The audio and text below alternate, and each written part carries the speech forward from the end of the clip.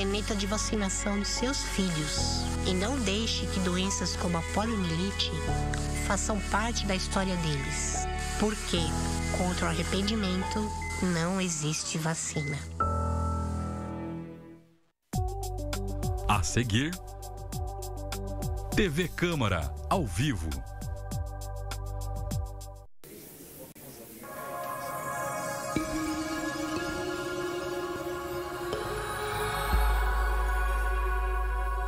TV Câmara, Campinas. Olá, estamos de volta do plenário da Câmara Municipal de Campinas, de onde vai acontecer agora a primeira parte da reunião ordinária por iniciativa do presidente da Câmara Municipal de Campinas, o vereador Luiz Rossini, que hoje traz aqui autoridades sanitárias do Departamento de Vigilância Sanitária da Secretaria de Saúde de Campinas para falar sobre a prevenção da febre maculosa brasileira. Com a palavra, o presidente do Legislativo Campineiro, o vereador Luiz Rossini. Boa tarde. Damos início aqui à primeira parte da sessão da Câmara Municipal de Campinas de hoje, para falar de um tema que já está tendo bastante repercussão, não só em Campinas, mas no Brasil, que trata-se da febre maculosa, né, que tem, infelizmente, ceifado algumas vidas aqui. Nós, lá em 2019, criamos uma lei que institui a Semana de Prevenção e Combate à Febre Maculosa para conscientizar a sociedade e desenvolver ações no sentido de prevenir, né, essa doença que pode ser fatal.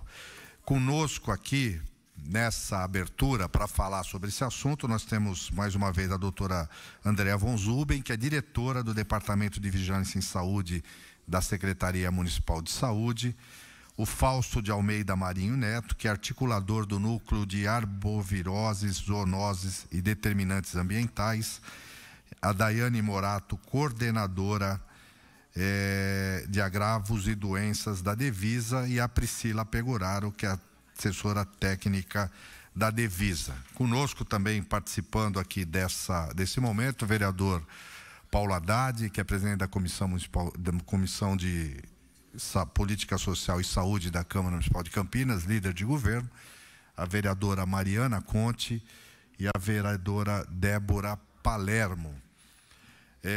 Eu queria iniciar essa reunião apresentando um rápido vídeo, né, produzido lá pela equipe da Vigilância em Saúde, que vai retratar um pouco aquilo que a gente vai discutir neste momento na Câmara.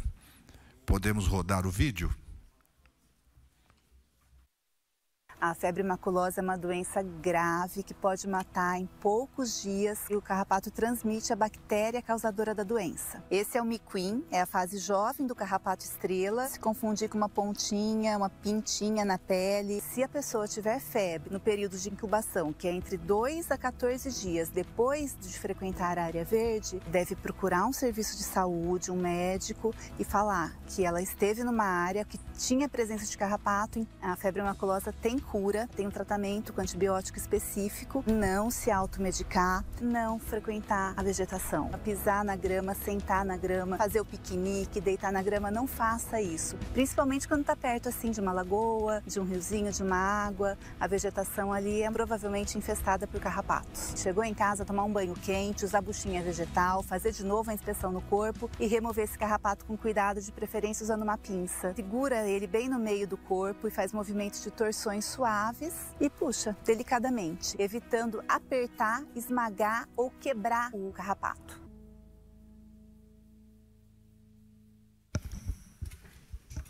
Que bom.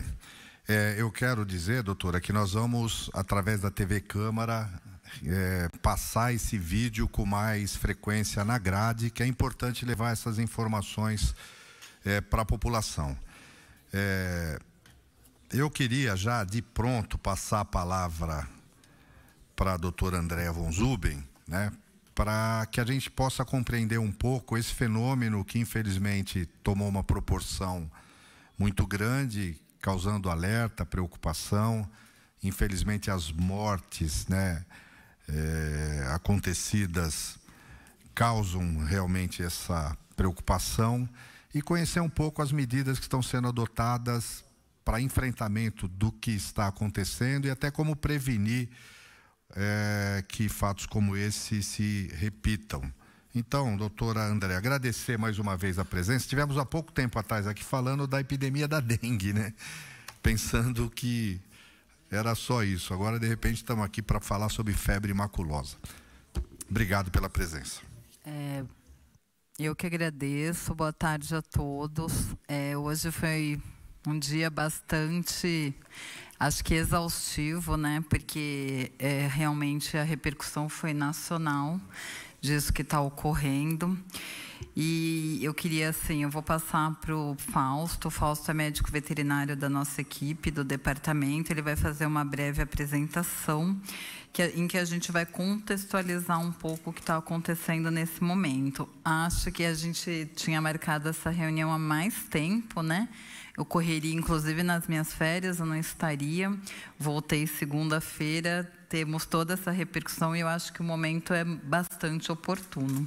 Então, vou passar para o Fausto para ele fazer realmente...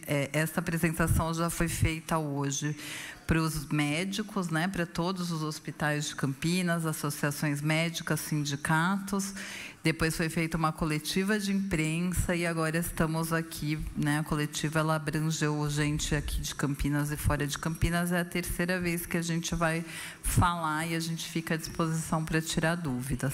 Fausto, com você. Então, antes do doutor Fausto, só queria anunciar e agradecer a presença do vereador Arnaldo Salvetti também aqui nessa reunião.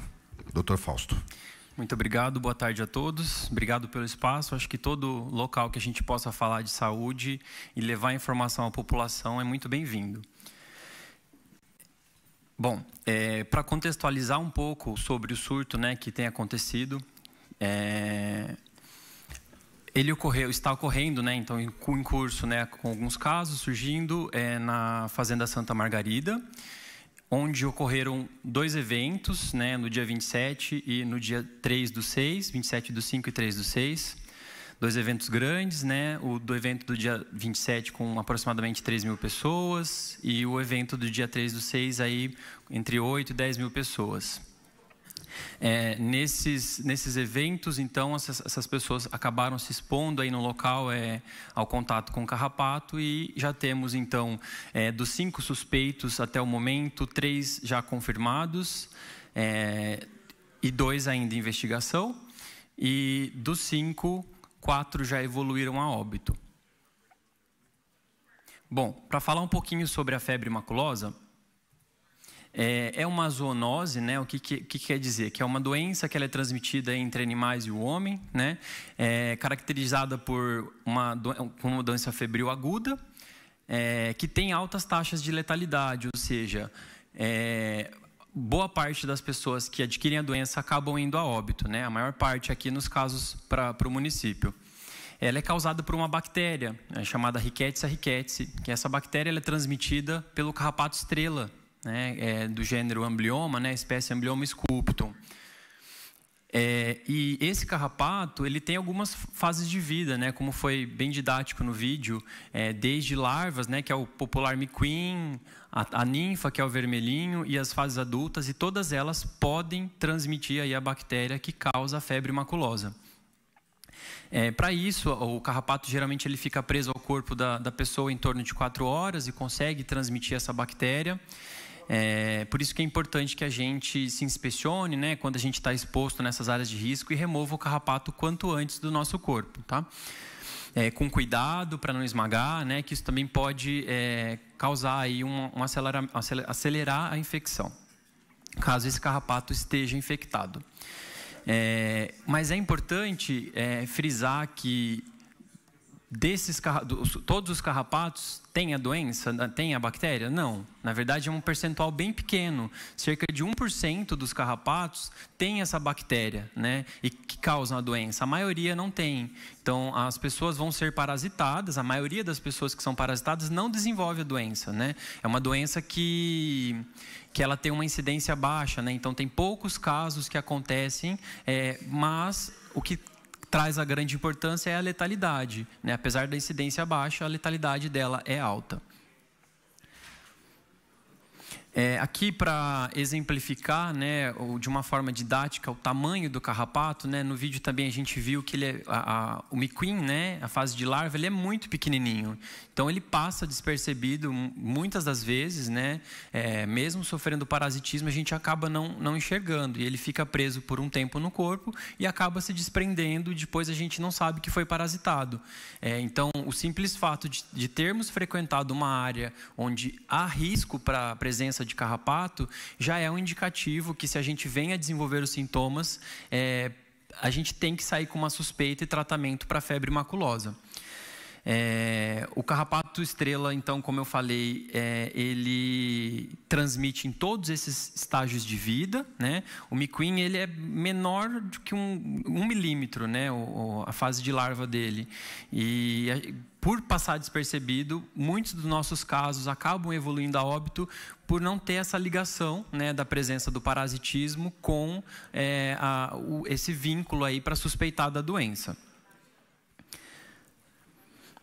E ele tem uma característica que, desde que o carrapato fêmea infectado, ela pode transmitir a bactéria para a sua prole, né? Então, os ovos que ela vai pôr no ambiente vão originar os McQueens já infectados, né? Então, ele, além de transmitir via reprodução, né, via do carrapato, também de um estágio para o outro. O McQueen, que transmite, depois que ele vira ninfa, ele também pode transmitir, e depois que ele vira carrapato adulto, a mesma coisa. Então, quando a gente frequenta essas áreas, a gente precisa ter esse cuidado, né? E tem uma dúvida muito frequente com relação ao carrapato do cachorro, né? O carrapato do cachorro também transmite a febre maculosa? De forma geral, não. A gente não tem a transmissão da febre maculosa pelo carrapato do cachorro, que é uma outra espécie de carrapato. Não é o carrapato estrela, é o carrapato marrom, diferente. Geralmente, ele está no ambiente domiciliar, ele é aquele carrapatinho que vai estar subindo nas paredes, fica nas frestas, está andando pelo chão, diferente do carrapato estrela, que gosta de vegetação. O carrapato estrela, ele está geralmente nas folhas secas, caídas, no gramado, né? Tudo que tem a ver com vegetação é onde a gente vai encontrá-lo. E ele fica geralmente imóvel lá, paradinho, esperando algum animal ou alguma pessoa passar. E aí, nisso, quando tem o contato, ele sobe e parasita essa pessoa. O carrapato do cachorro, ele tem mobilidade, ele procura um hospedeiro, ele tem uma biologia diferente. E ele não tem a transmissão aí, da febre maculosa. Porém, os cachorros que frequentam áreas onde tem o carrapato estrela, eles podem carrear para dentro da casa dos seus tutores o carrapato estrela também, que aí pode se desprender dele no momento que o tutor está fazendo carinho ou algo do tipo, acabar parasitando as pessoas também. Os hospedeiros principais, né, os hospedeiros primários que a gente fala do carrapato estrela, são de importância aqui na região, são as capivaras e os cavalos, tá? São os hospedeiros que vão aí albergar, que vão conter, em sua grande maioria, as formas do carrapato estrela, principalmente as formas adultas. E as capivaras, elas também têm um papel muito importante, porque são elas que participam do ciclo da bactéria que causa a febre maculosa, né? Elas transmitem para o carrapato e o carrapato acaba transmitindo para a gente. Bom, né, aqui só para contextualizar um pouquinho o ciclo do carrapato, desde o ovinho que é posto no ambiente, né, nascem as larvas, as ninfas, o carrapato vai fazendo as mudas, e para essas mudas eles precisam parasitar algum animal, o ser humano, né, se alimentando de sangue, e aí com o decorrer do tempo eles vão passando de fase de vida e causando uma maior predisposição à infecção, né?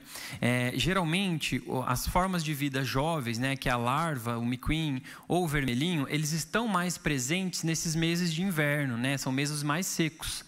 E estão em grande quantidade, porque uma fêmea de carrapato estrela, ela pode pôr até 6.000 ovos, e aí dá origem até 6.000 larvinhas, 6.000 McQueens.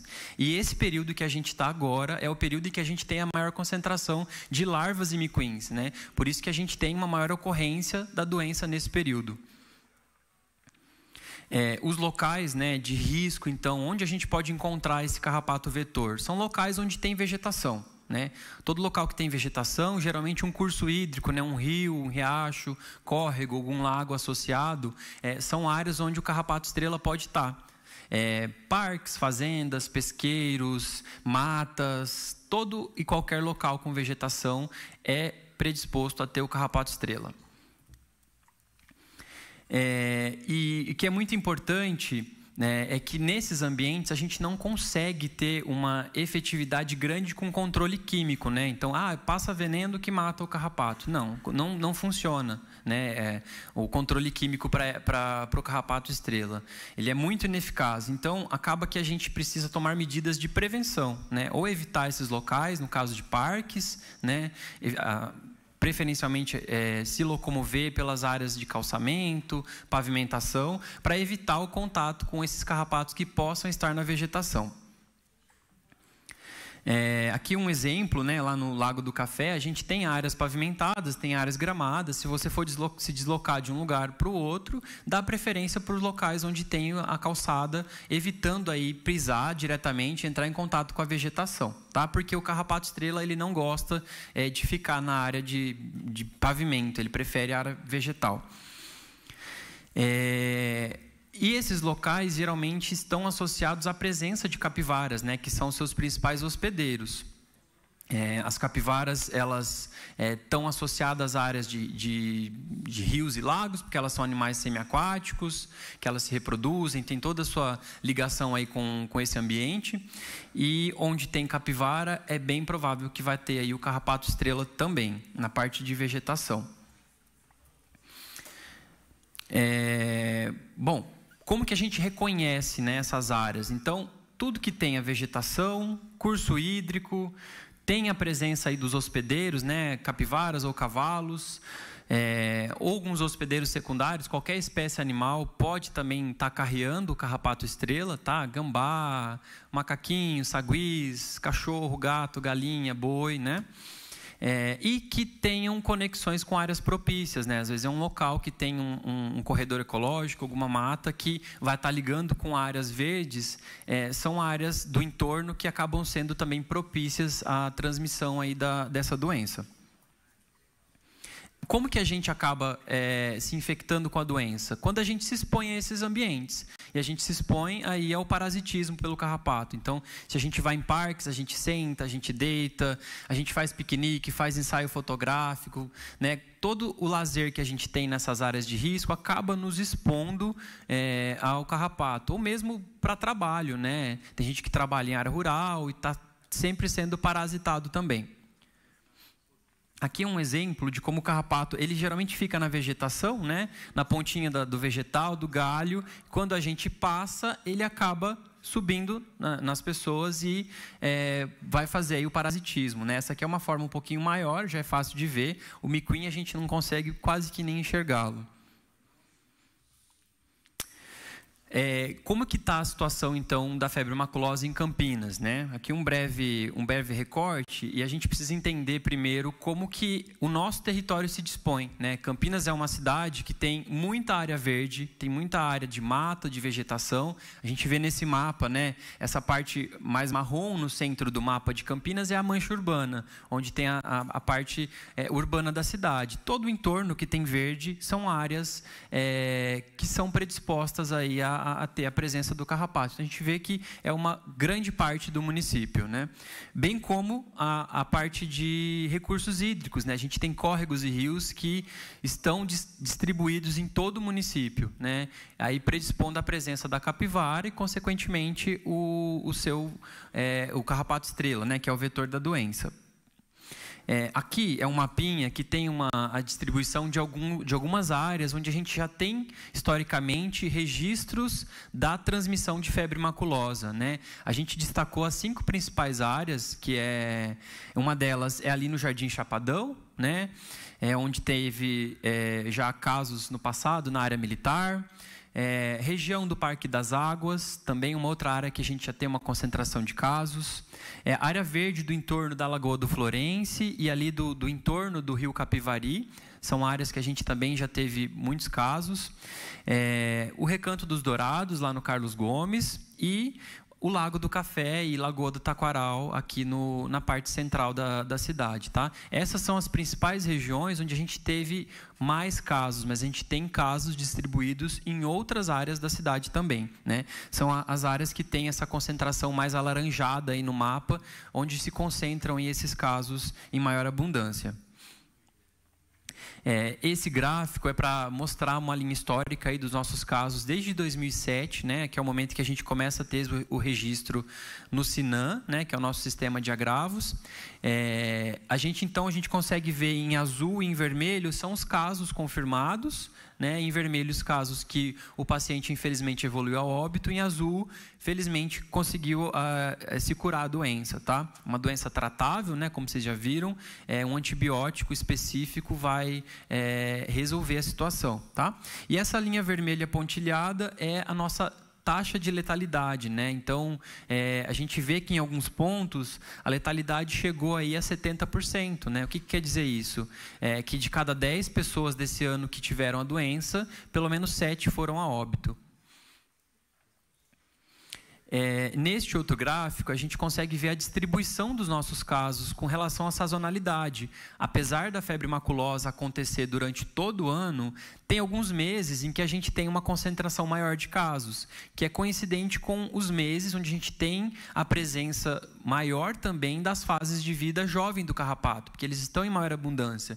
Então, esses meses vão geralmente de maio a outubro, né, mas os principais, né, os maiores meses de ocorrência são agosto, setembro e outubro. Então, a gente ainda está por enfrentar um período em que possam acontecer mais casos de febre maculosa. E aí, para refletir um pouquinho, a gente traz essa frase, né, que quando a gente faz uma viagem para o Amazonas, né, região amazônica, e quando você volta, se você tem uma apresentação de febre, dor de cabeça, dor no corpo, e relata que esteve naquela região, logo o profissional de saúde vai lembrar da malária, né, porque lá a malária é muito comum. E a gente tem que fazer essa virada para Campinas, que aqui em Campinas, quando o paciente tem febre, a gente tem que pensar na febre maculosa, porque é uma região endêmica da doença, onde ela acontece já há alguns anos, né? Já há mais de 20 anos a gente tem casos relatados da doença.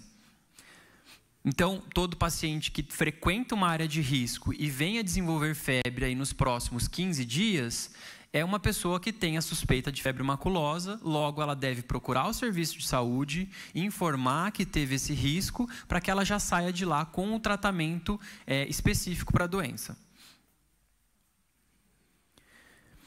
Essa parte eu vou passar um pouco mais rápido, que é a parte que a Andréia falou hoje para a parte médica, né, que teve na nossa reunião, que é definição de caso suspeito, que é isso que eu falei, né, frequentar uma área de risco e apresentar febre nos próximos 15 dias.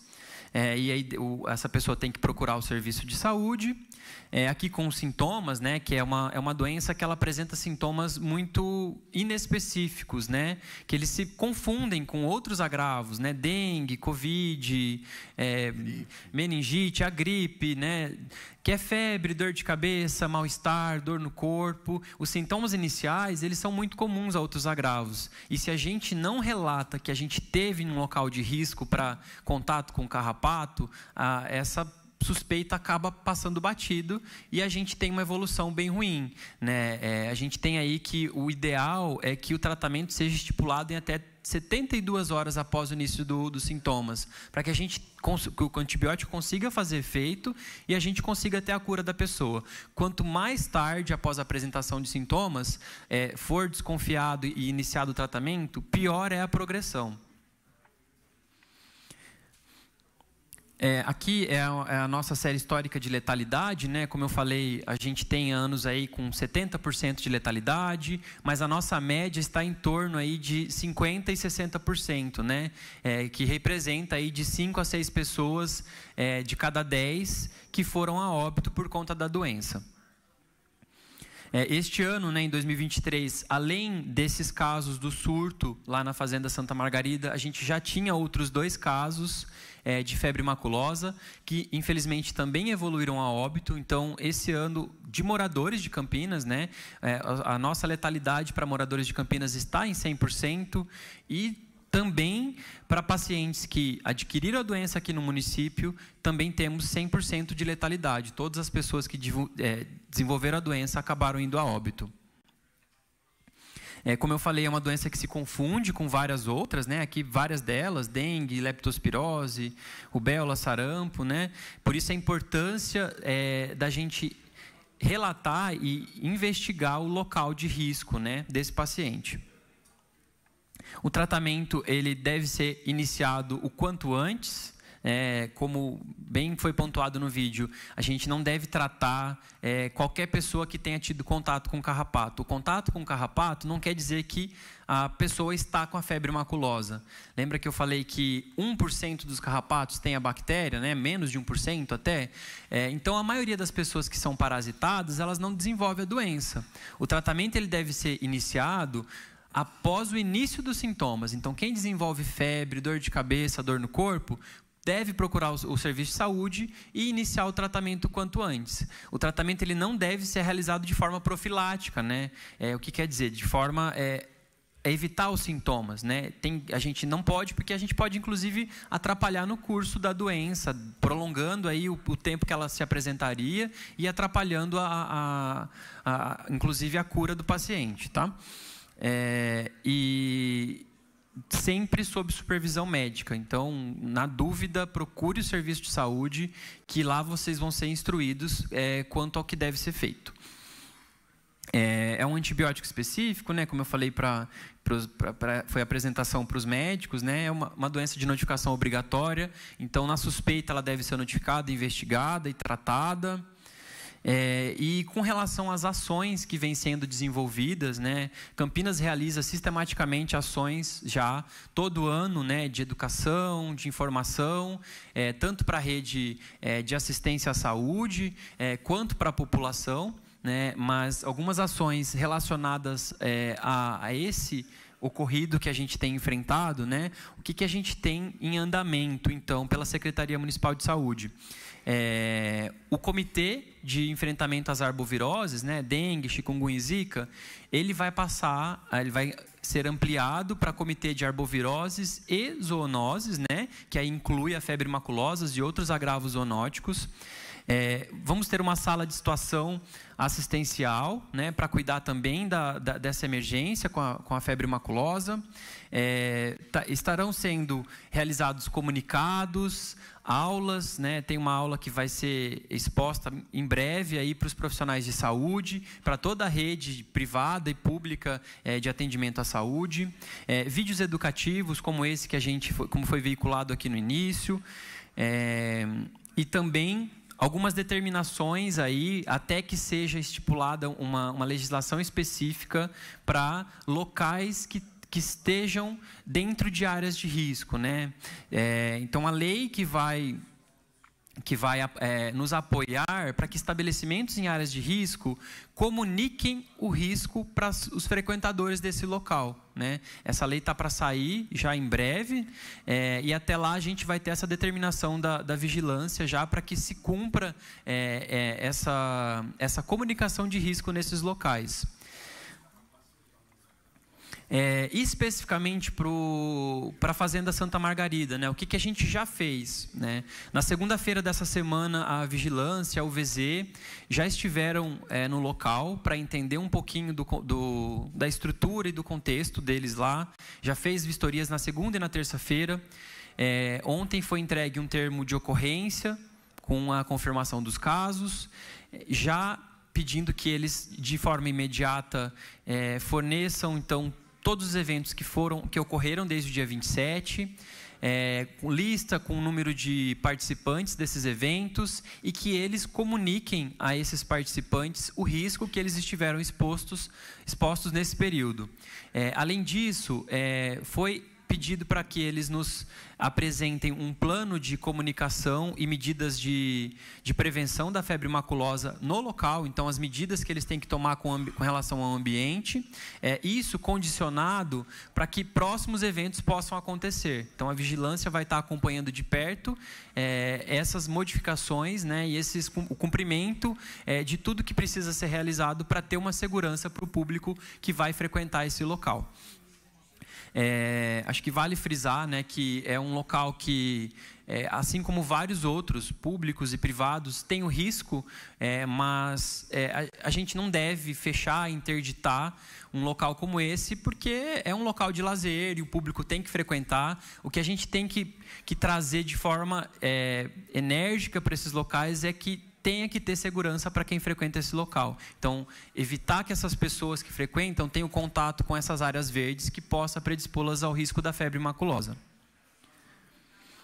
Bom, de início, de uma forma rápida, o que a gente queria trazer era isso. Vou abrir aqui para a Andréia e a Dai, se elas quiserem complementar.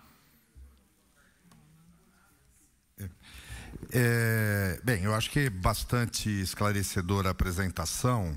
Eu vou fazer uma pergunta. Nós temos 9 minutos. Se algum vereador quiser fazer... Eu quero primeiro anunciar e agradecer a presença do vereador Paulo Búfalo, também aqui.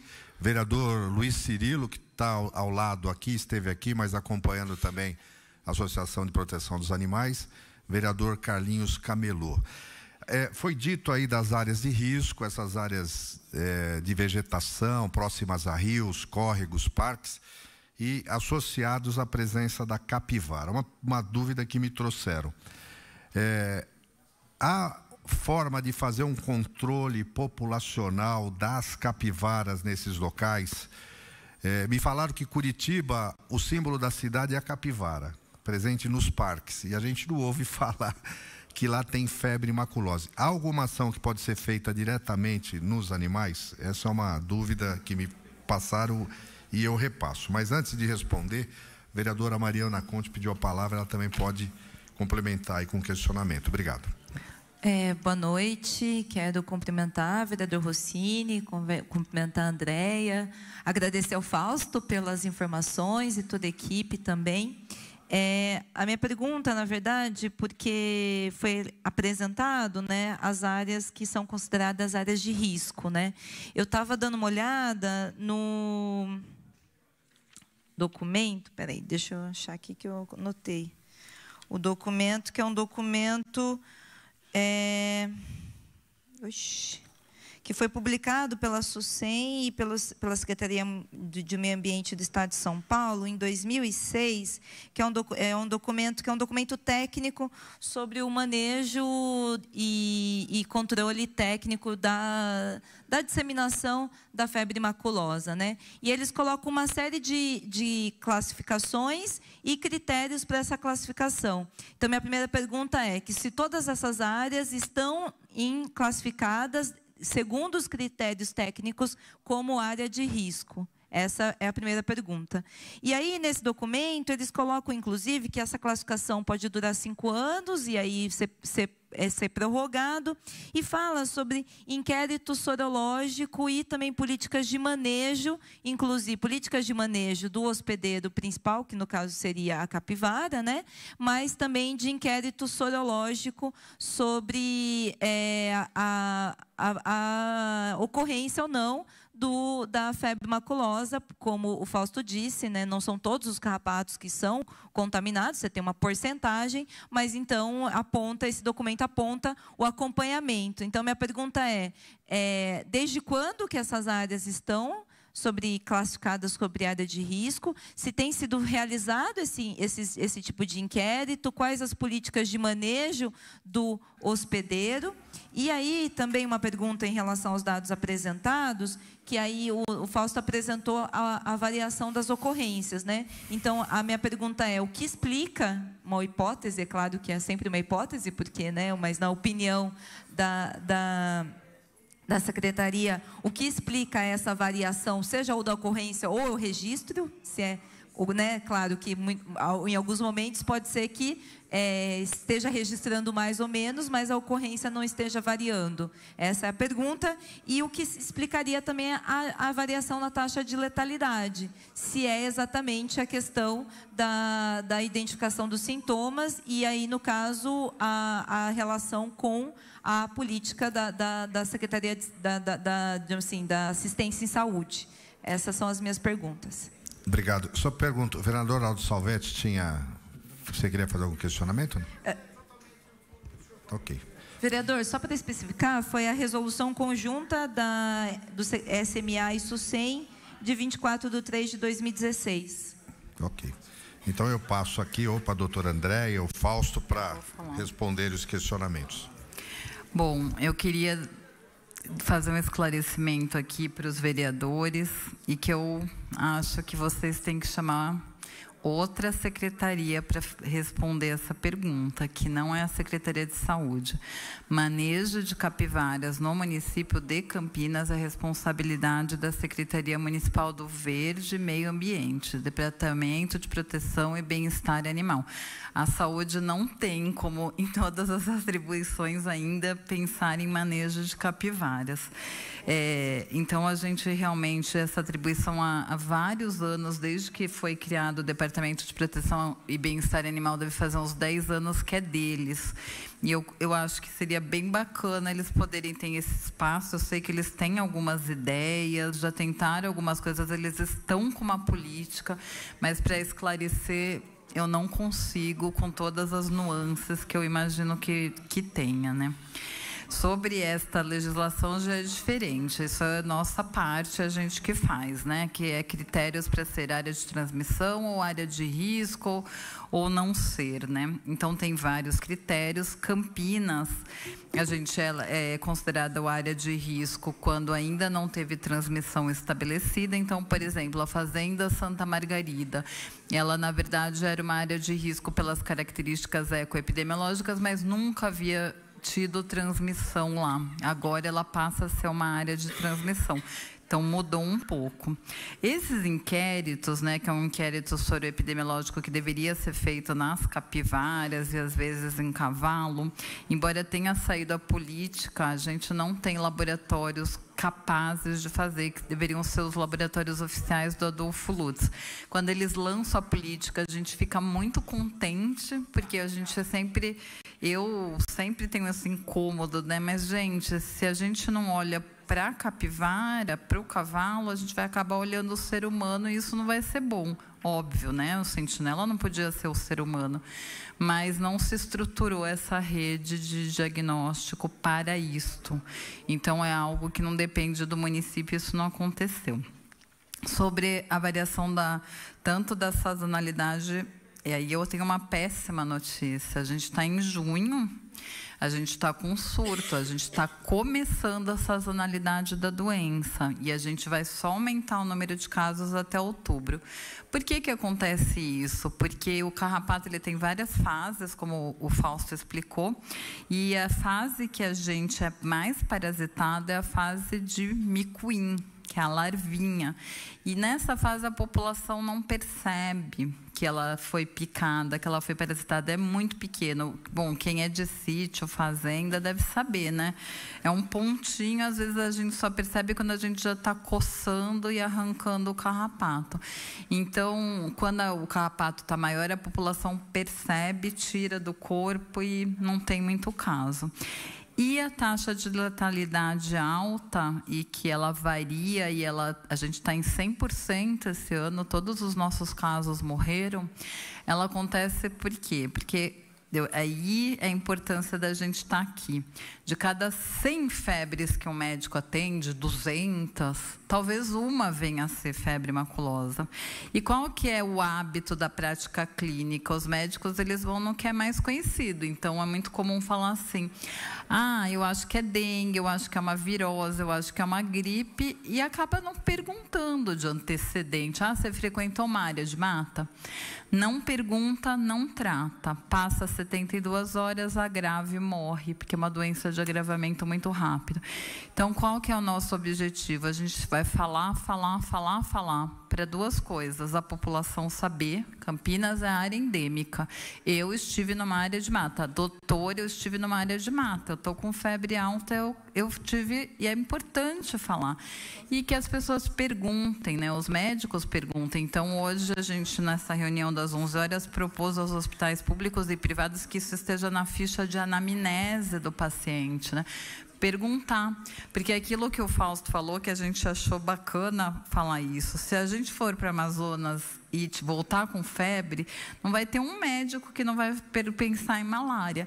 Então, a gente quer agora, mais do que nunca, fomentar para que os médicos pensem em febre maculosa e que as pessoas falem, estive num local com um problema.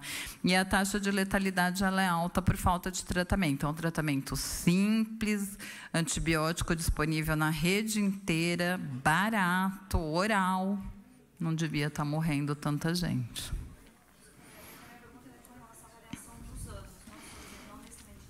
Sempre tem a ver com sensibilidade e tratamento, porque são tão poucos casos, você vai ver nessa variação que é 10, 14, 13, e é atenção, porque só se morre se não se trata. Então, não tem um motivo biológico, tem um motivo de assistência. Eu gostaria de complementar a fala da nossa diretora, essa questão, né, que ela traz, motivo de assistência, não só uma falta de sensibilidade dos profissionais, mas como os sintomas também são muito brandos, as pessoas às vezes procuram muito tardiamente. O ideal é que o tratamento seja instaurado em até 72 horas do início dos sintomas. E é comum, inclusive os nossos casos de óbitos deste surto, procuraram já a partir do 5º dia de início de sintomas já chegaram em fase grave. Isso é muito importante também. Por isso que a gente fala, frequentei área de risco, estou com febre, procure. Médico, está em dúvida, mas se teve em área de risco, trate. Não tem negociação.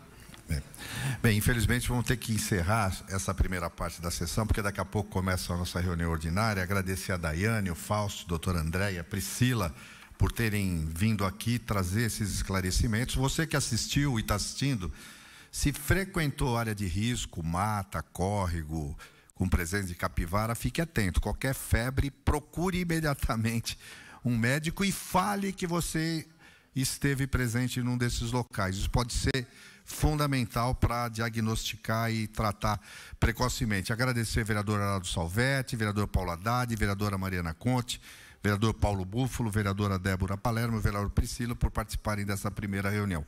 Muito obrigado e está encerrado então esse momento.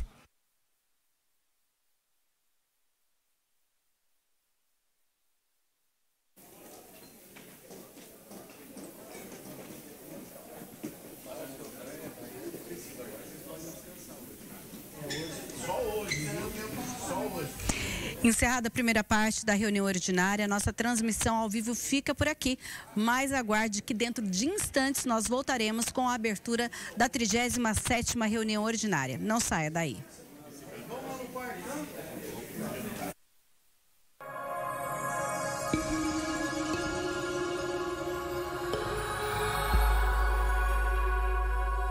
TV Câmara, Campinas. Minha mãe é uma pessoa super ativa e eu passei a ver a minha mãe o dia inteiro deitada no sofá. Não conseguia mais trabalhar por causa das dores. Chegou um dia e falou assim, eu tô com medo até de morrer. E tá aí até hoje prejudicada por causa desse mosquito. O perigo é para todos, o combate também. Faça a sua parte. Com ações simples, podemos combater o mosquito. Ministério da Saúde, Governo Federal. O presidente